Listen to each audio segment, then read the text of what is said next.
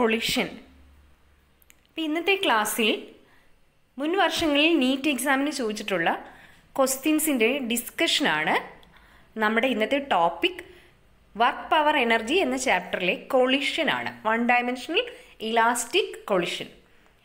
അപ്പോൾ ഈ ടോപ്പിക്കുമായിട്ട് റിലേറ്റ് ചെയ്ത് വരുന്ന മെയിൻ കോൺസെപ്റ്റ്സും ഫോർമുലാസും ഉൾപ്പെടുന്ന ഒരു വീഡിയോ തൊട്ട് മുമ്പ് ചെയ്തിട്ടുണ്ട്. അപ്പോൾ അത് കണ്ടു കഴിഞ്ഞാൽ നിങ്ങൾക്ക് ഇന്നത്തെ ഡിസ്കഷൻ കുറച്ചുകൂടെ ഈസി ആവും. അപ്പം നമുക്ക് ക്വസ്റ്റ്യൻസിലേക്ക് കടക്കാം. നമ്മുടെ first question, A metal ball of mass 2 kilogram moving with a speed of 36 km/h has a head-on collision with a stationary ball of mass 3 kilogram.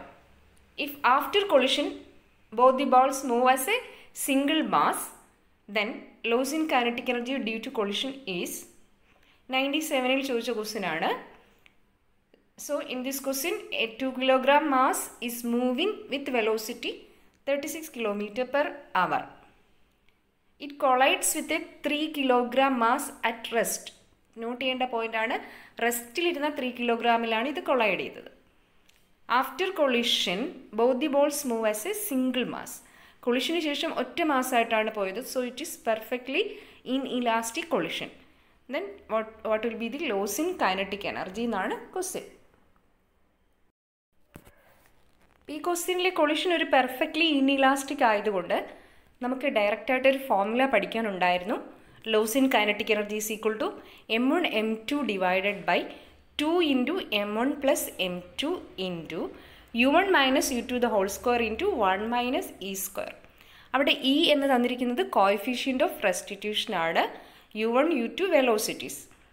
ഒരു പെർഫെക്റ്റ്ലി ഇൻഇലാസ്റ്റിക് കൊളിഷനിൽ കോഎഫിഷ്യൻ്റ് ഓഫ് റെസ്റ്റിറ്റ്യൂഷൻ 0 ആണ്. അപ്പോൾ ഈ ഫോർമുലയിൽ ഇ 0 ആണ്. m1 m2 തന്നിട്ടുണ്ട്, u1 തന്നിട്ടുണ്ട്, km/h metre per സെക്കൻഡിലേക്ക് convert ചെയ്യുക. 36 km/h മീറ്റർ പെർ സെക്കൻഡിലേക്ക് ആക്കിയപ്പോൾ 10 മീറ്റർ പെർ സെക്കൻഡ് എന്ന് കിട്ടിയിരിക്കുന്നു. ഇനി വാല്യൂസ് കൊടുത്താൽ മതി. u2 0 ആണ്. സോ നമുക്ക് കിട്ടുന്നു 60 joule. Second question, A moving body of mass m and velocity 3 km/h collides with a body at rest of mass 2m and sticks to it. Now the combined mass starts to move. What will be the combined velocity? അപ്പോൾ തൊട്ട് മുമ്പുള്ള question പോലത്തെ ഒരു question ഞാൻ select ചെയ്തതാണ്. അപ്പോൾ അതേപോലെയാണ്. Second mass റെസ്റ്റിലാണ്, first mass വന്ന് ഹിറ്റ് ചെയ്യുകയാണ്. After collision both the mass combined, രണ്ട് മാസും ഒരുമിച്ച് ചേർന്നാണ് മൂവ് ചെയ്യുന്നത്. അപ്പോൾ ഈ കേസിൽ കമ്പൈൻഡ് വെലോസിറ്റിയാണ് നമുക്ക് കണ്ടുപിടിക്കേണ്ടത്. വളരെ സിമ്പിളായിട്ടുള്ളൊരു ക്വസ്റ്റ്യനാണ്. ഇപ്പോൾ രണ്ട് മാസം ഒരുമിച്ച് മൂവ് ചെയ്തുകൊണ്ട് after collision total mass capital M എന്നെടുക്കാം, അതിൻ്റെ വെലോസിറ്റി വി. അപ്പം മൊമെൻറ്റം കൺസർവേഷൻ പ്രിൻസിപ്പിൾ നമുക്കിവിടെ അപ്ലൈ ചെയ്യാം. So momentum after collision is equal to total momentum before collision. അപ്പോൾ ഇവിടെ എം വി മൊമെൻറ്റം ആഫ്റ്റർ കൊളിഷനാണ്, is equal to m1 u1 plus m2 u2 എന്ന് കൊടുത്തു. u2 സെക്കൻഡ് ബോഡിയുടെ velocity before collision 0 ആണ്.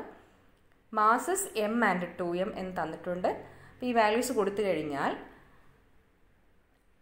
m is equal to total mass m എന്ന് പറയുന്നത് m plus 2m ആണ്. രണ്ടും കമ്പൈൻ ചെയ്തപ്പോൾ 3m. അപ്പോൾ ക്യാപിറ്റൽ എമ്മിന് പകരം നമുക്ക് 3m കൊടുക്കാം. 3m into v is equal to m into 3 plus u2 0 ആയതുകൊണ്ട് അടുത്ത ടൈം 0 ആയി പോകുന്നു. So velocity 1 km/h. Simple question. Next question, a rubber ball is dropped from a height of 5 meter on a plane. On bouncing, it rises to 1.8 meter. The ball loses its velocity on bouncing by a factor of 98-ൽ ചോദിച്ചിട്ടുള്ള question ആണ്. അപ്പോൾ ഒരു ball drop ചെയ്തിരിക്കുന്നു, height തന്നിട്ടുണ്ട് 5 meter ആണ്. അത് ഗ്രൗണ്ടിൽ touch ചെയ്തിട്ട് റീബൗണ്ട് ചെയ്ത് പോയിട്ടുണ്ട് 1.8 meter, വീണ്ടും മുകളിലേക്ക് താഴെ ടച്ച് ചെയ്തിട്ട് മുകളിലേക്ക് പോയിട്ടുണ്ട്. ദെൻ അത് ഗ്രൗണ്ടിൽ ടച്ച് ചെയ്തപ്പോൾ കുറച്ച് വെലോസിറ്റി അതിന് നഷ്ടപ്പെട്ട് കാണും. The ball loses its velocity on bouncing by a factor of. അപ്പം അതിൻ്റെ ലോസ് ഓഫ് വെലോസിറ്റി എത്രയാണ് എന്നാണ് നമുക്ക് കണ്ടുപിടിക്കേണ്ടത്. ഇതും വളരെ ഈസി ആയിട്ടുള്ള ഒരു ക്വസ്റ്റ്യൻ ആണ്. അപ്പോൾ ഇവിടെ നമുക്ക് ആ ഒരു ഡയറക്റ്റായിട്ടൊരു ഷോർട്ട് കട്ട് ഫോർമുലയുണ്ട്, അതറിയണം. H0 ഹൈറ്റിലേക്ക് ഒരു ബോഡി ഡ്രോപ്പ് ചെയ്യുകയും അത് തിരിച്ചൊരു H1 ഹൈറ്റിലേക്ക് റീബൗണ്ട് ചെയ്യുകയും ആണെങ്കിൽ അതിൻ്റെ coefficient of restitution is equal to √H1/H0 ആയിരിക്കും. H1 റീബൗണ്ട് ചെയ്ത ഹൈറ്റാണ്. And this will be equal to V1/V0യും ആയിരിക്കും. V1 ഗ്രൗണ്ടിൽ വന്ന് ടച്ച് ചെയ്ത വെലോസിറ്റിയും V0 ടച്ച് ചെയ്ത വെലോസിറ്റിയും V1 റീബൗണ്ട് ചെയ്ത വെലോസിറ്റിയും. V0 ആണ് ടച്ച് ചെയ്ത വെലോസിറ്റി, V1 റീബൗണ്ട് ചെയ്ത വെലോസിറ്റി.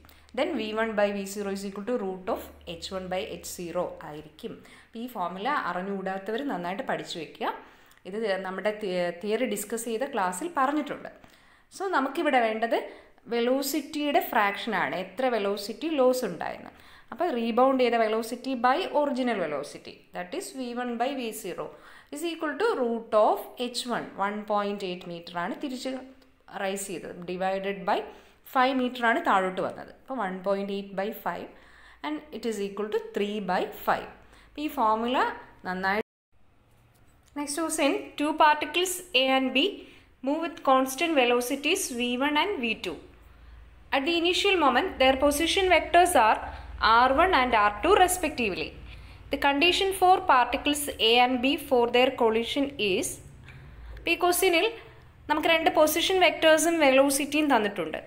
അപ്പോൾ ഇത് രണ്ടും കൊളൈഡ് ചെയ്യണമെങ്കിൽ ഈ പൊസിഷൻ വെക്ടറും വെലോസിറ്റിയൊക്കെ തമ്മിൽ എന്ത് റിലേഷൻഷിപ്പിലാണെങ്കിൽ കൊളൈഡ് ചെയ്യും, ഇതാണ് ക്വസ്റ്റ്യൻ. ഓപ്ഷനിൽ കുറച്ച് റിലേഷൻഷിപ്സ് തന്നിട്ടുണ്ട്, അത് നമുക്ക് നോക്കാം. R1 into V1 is equal to R2 into V2. R1 minus R2 is equal to V1 minus V2. അങ്ങനെ പോകുന്നു അല്ലേ. അപ്പം നമുക്കിത് ഒന്ന് ഡിസ്കസ് ചെയ്തിട്ട് ഓപ്ഷനുമായിട്ട് നോക്കിയിട്ട് വേണം ആൻസറിലേക്ക് എത്തിച്ചേരാൻ. ഈ ക്വസ്റ്റ്യൻ ചെയ്യുമ്പോൾ നമുക്കൊന്ന് ചിന്തിച്ച് ചെയ്യണം. R1 പൊസിഷൻ വെക്ടറിലിരിക്കുന്ന ഫസ്റ്റ് പാർട്ടിക്കിൾ V1 വെലോസിറ്റിയിൽ ട്രാവൽ ചെയ്തു. നമുക്കൊരു T സെക്കൻഡ്സ് കഴിഞ്ഞപ്പോൾ കൊളൈഡ് ചെയ്തു എന്ന് എടുക്കുന്നു.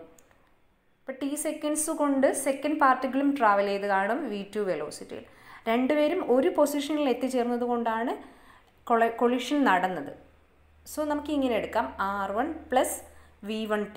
അപ്പോൾ ഫസ്റ്റ് പാർട്ടിക്കിളിൻ്റെ ഇനീഷ്യൽ പൊസിഷൻ പ്ലസ് അത് ട്രാവൽ ചെയ്ത ഡിസ്റ്റൻസ്, അതിന് ഈക്വൽ ആവണം സെക്കൻഡ് പാർട്ടിക്കിളിൻ്റെ പൊസിഷൻ പ്ലസ് ബാക്കി ടൈം കൊണ്ട് ട്രാവൽ ചെയ്ത distance. So R1 plus V1T is equal to R2 plus V2 into T. V1Tയും V2Tയും 2 പാർട്ടിക്കിൾസും ഒരു T സെക്കൻഡ്സിൽ ട്രാവൽ ചെയ്ത ഡിസ്റ്റൻസ് ആണ്. സോ നമുക്കെടുക്കാം, സൈഡ് ചേഞ്ച് ചെയ്യുന്നു. R1 minus R2 is equal to V2 minus V1 into T. V2T minus V1T ആണ്, അതിനെ ബ്രാക്കറ്റ് T കോമൺ ആയിട്ട് എടുത്തിരിക്കുന്നു. ഇനി T കണ്ടുപിടിക്കുന്നു. അതിൽ നിന്ന് Tക്ക് വേണ്ടി modulus of R1 minus R2 divided by modulus of V2 minus V1 എടുത്തു കഴിയുമ്പോൾ നമുക്ക് ടൈം കിട്ടുന്നു. ഈ ടൈമിൻ്റെ വാല്യൂ ഫസ്റ്റ് ഇക്വേഷനിലേക്ക് കൊടുക്കുക. അപ്പോൾ ഇതുവരെ ഇത്രയും കണ്ടുപിടിച്ചിട്ട് നമുക്ക് ഓപ്ഷനിൽ നോക്കുമ്പോൾ ഇതുമായിട്ട് മാച്ച് ചെയ്യുന്ന ഓപ്ഷൻ ഇല്ല. ഇപ്പോൾ R1 minus R2 is equal to V2 minus V1 into T, അങ്ങനത്തെ ഒരു ഓപ്ഷൻ ഇല്ല. അതുകൊണ്ടാണ് കുറച്ചുകൂടെ മുന്നേക്ക് പോകുന്നത്, അവിടുത്തെ ഒരു ഓപ്ഷനുമായിട്ട് നോക്കിയിട്ട്. അപ്പം നമുക്ക് നോക്കാം, T ഇവിടെ വാല്യൂ ഫസ്റ്റ് ഇക്വേഷനിൽ സബ്സ്റ്റിറ്റ്യൂട്ട് ചെയ്യുന്നു. So R1 minus R2 is equal to V2 minus V1 into, അവിടെ T വേണ്ട, T ക്യാൻസൽ ചെയ്തിട്ട് Tക്ക് പകരമാണ് കൊടുക്കേണ്ടത് R1 minus R2 by V2 minus V1. T ആവശ്യമില്ല, ഇവിടെ ഞാനൊരു T കാണിച്ചിട്ടുണ്ട്. T നിങ്ങൾ ക്യാൻസൽ ചെയ്തിട്ട് ചെയ്യുക. അപ്പോൾ നമുക്ക് കിട്ടുന്നത് R1 മൈനസ് R2 ഉണ്ട്. Modulus of R1 minus R2 ഞാൻ ലെഫ്റ്റ് സൈഡിലേക്ക് കൊണ്ടുവന്നിട്ടുണ്ട്, which is equal to V2 minus V1 by modulus of V2 minus V1. അത് ഓപ്ഷൻ സി ആണ്. ഓക്കെ, അപ്പോൾ ഇവിടെ ഈ സബ്സ്റ്റിറ്റ്യൂഷൻ്റെ സ്റ്റെപ്പിൽ T വേണ്ട, Tക്ക് പകരമാണ് ഇൻറ്റു കൊടുത്ത് ബാക്കി ചെയ്തിരിക്കുന്നത്. അത് മാത്രം ഒന്ന് ശ്രദ്ധിക്കുക. അപ്പോൾ ആൻസറായി ഓപ്ഷൻ സി. നിങ്ങൾ എല്ലാ ദിവസവും മിനിമം ഒരു 10 ക്വസ്റ്റ്യൻസ് വെച്ച് ചെയ്ത് പഠിക്കുക. ഓരോ ദിവസം കഴിയുന്തോറും ക്വസ്റ്റ്യൻസിൻ്റെ എണ്ണം ഇൻക്രീസ് ചെയ്യിപ്പിക്കുക. ഇന്ന് 10 ആണെങ്കിൽ നാളെ 12, 14 അങ്ങനെ ചെയ്ത് പഠിക്കുക. ചെയ്ത് പ്രാക്ടീസ് ചെയ്യുന്നതിലൂടെ മാത്രമേ നമുക്ക് വളരെ ഫാസ്റ്റായിട്ട് എൻട്രൻസ് ക്വസ്റ്റ്യൻ ചെയ്യാൻ പറ്റൂ. നമുക്ക് കൂടുതൽ ക്വസ്റ്റ്യൻസുമായിട്ട് മറ്റൊരു ക്ലാസ്സിൽ കാണാം.